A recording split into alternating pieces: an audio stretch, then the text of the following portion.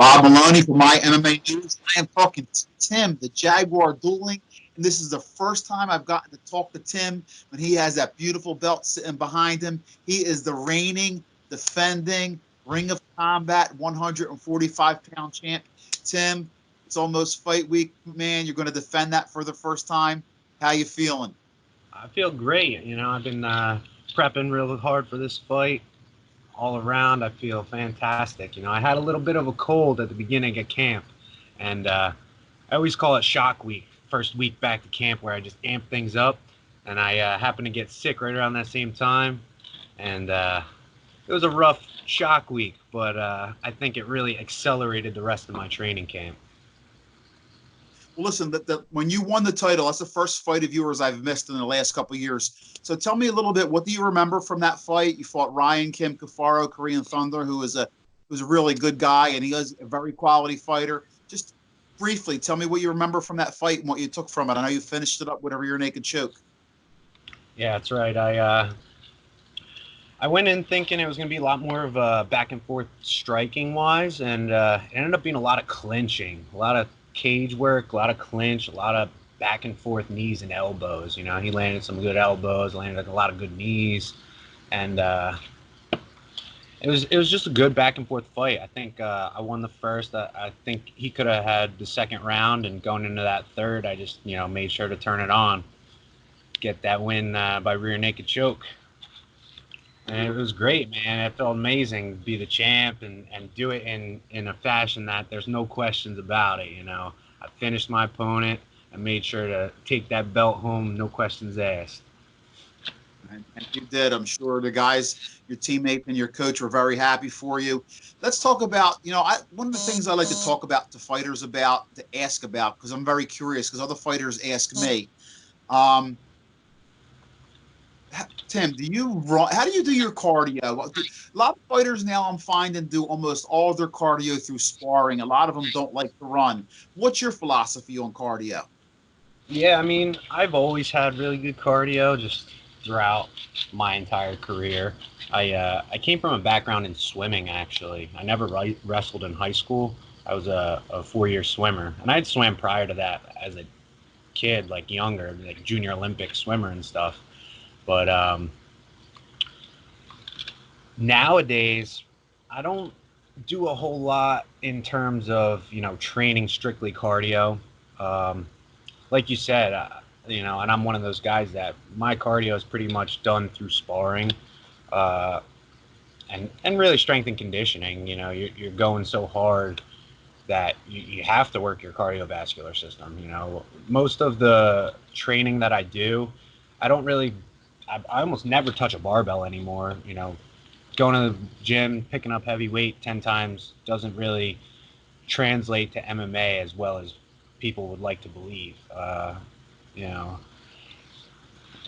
I think sparring is probably the best type of cardio for fighting because that's what you're doing. I think your overall cardio is affected by everything that you do, but there is specific cardio for specific activities.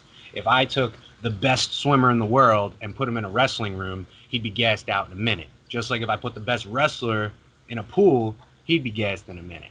The activity that you're doing definitely affects your cardio. So for me, sparring has been, my go-to when I'm like, oh man, just like I said, shock week. Shock week isn't I'm not going and running 10 miles. I'm sparring extra rounds. I'm going, instead of 3 5-minute rounds, I'm doing 6 5-minute rounds, and then I'm building off of that every week. So, by the time the fight comes around, I'm going an hour straight sometimes, you know, and not with one guy. I'm going Shark Tank, you know, an hour straight of actual work fight time leading up to the fight. And by the time, I get into the actual fight, it's only 15 minutes. That's nothing. So my cardio for fighting specifically is there. Yeah, you know what? I think you're in the majority. Most guys do that. They'll just train 5, 6, 7 rounds, and like you said, I mean, Yep. you're mimicking what you're going to do in the fight. So I think much, you're seeing much less of the guys who do the groundwork, who do the road work, and I can completely understand that. It's kind of more like a transformation from the sport, because I know back in the day, guys, boxers always used to do a lot of road work, a lot of running, but I obviously the changeover, the new wave, the new fighter. And Yeah. speaking of that, listen, you're no new fighter anymore. You have 15 fights. You have a ton of experience. There's nothing that you haven't seen now. You fought guys who are in the UFC now. You fought guys like Bill Algeo. I mean, you fought the best there is to offer in the weight class. How do you see this fight with Dennis Buzukja? Listen, he's 3-1, coming off a vicious spinning back elbow. He comes from a great camp. I'm sure you're familiar with their camp. I'm sure you've seen him fight. Tell me a little bit about how you see this matchup. Well, it's funny because I sat down with my coach and we talked about what's the game plan. He watched them, I watched them. We come back and we confer, and he's well rounded. He does everything well, but it's funny because my coach mentioned it, and I see it once he said it, but he fights a lot like I did when I was 22, 21, 23. He's a younger version of me. He's super athletic.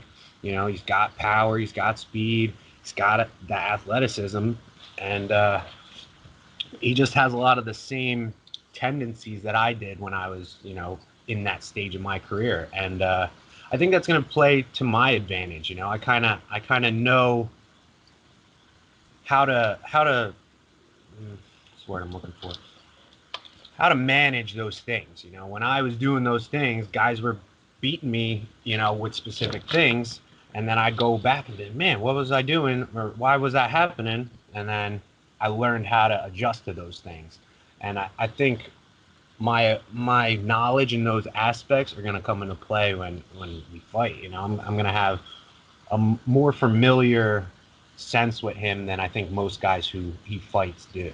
I think it's going to be a stand and bang kind of first round for sure. I think we'll be going back and forth quite a bit, but I just don't think he's got the cardio to keep up with me. I tire out everybody I fight, no matter who it is. They get tired. I'm gonna get you tired. I have such a high volume, and most of the fights that I've watched of his are guys that they want to trade and they want to reset, and it's very much what he does. He trades and resets, and I'm just a high volume guy. I'm gonna get in your face. I'm gonna stay there, and I'm gonna wear you down. Damage per second. Every second of the fight, there's a little fight in that 1 second. He's doing damage to me, or I'm doing damage to him, and I'm trying to win every single second. Every one of those battles that goes by, I'm trying to win. And if it's neutral, neither of us are doing damage, that's nothing. I don't want that. I want to be doing the damage every second that goes by. I think most of my fights go into the second and third because I play to that advantage of mine. My cardio is my advantage, so I try to go into every match thinking make no mistakes.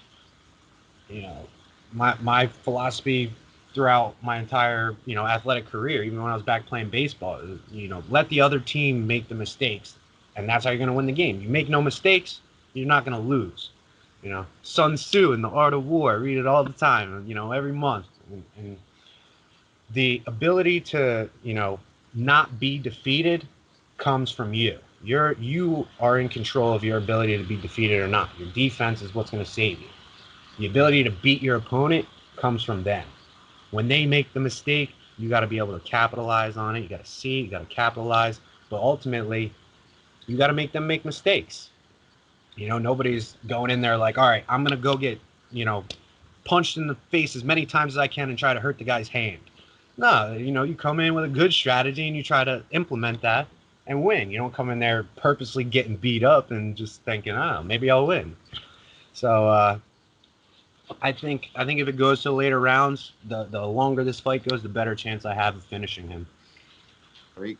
Listen, give some shout outs to some love to your training partners. If you have any sponsors, Tim, I know that, you've listen, you don't survive in this sport as long as you have without that support outside of the cage as well. Mm-hmm.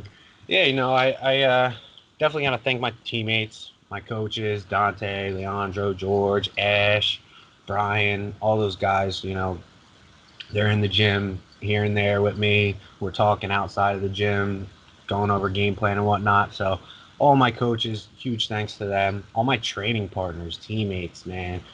There's a ton of them, in the room right now. Dante's has just been getting bigger and bigger, and not only on the jiu-jitsu, class side, but our MMA team has been growing significantly recently, and just have a ton of guys that are high caliber in the room. So it's been great training.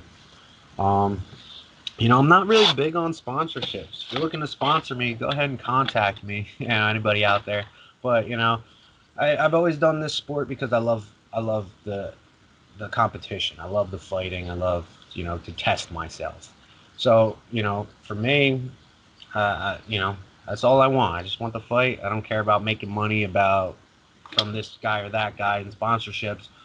It's about the fight. I got a good career now. I'm an engineer, so I make pretty good money, and I don't need to worry about that. And it's been a blessing for my fighting career. So shout out to my job. There you go. Hey, listen, and that's important for a lot of fighters. That you know what I mean, because there's just Oh, such a yeah. small few that are really going to be able to fight for a living. I mean, it really is. It's you need to have that backup plan, and it just shows how intelligent you are that you have that. And there's no reason you can't be successful in more than just fighting. You can also be Right. successful in your career because listen, the UFC they're not giving you 401ks, they're not giving you health benefits. And Nope. you know as well as anybody that career, there's only so many fights in your body. So, Yep. Tim, man, I can't wait to see you. Good luck in the final preparations as far as weight cut. I'm going to be at weigh-ins this year, so I look forward to seeing you. And as usual, I'll be cage side bringing live results. And I'm looking forward to seeing you with that belt. And I can't wait for the main event. It's going to be a hell of a fight. It's always a pleasure talking to you, my friend. And Hey, you like I too. said, man, best to you. Thank you. Hey, thanks, Bob. You the best.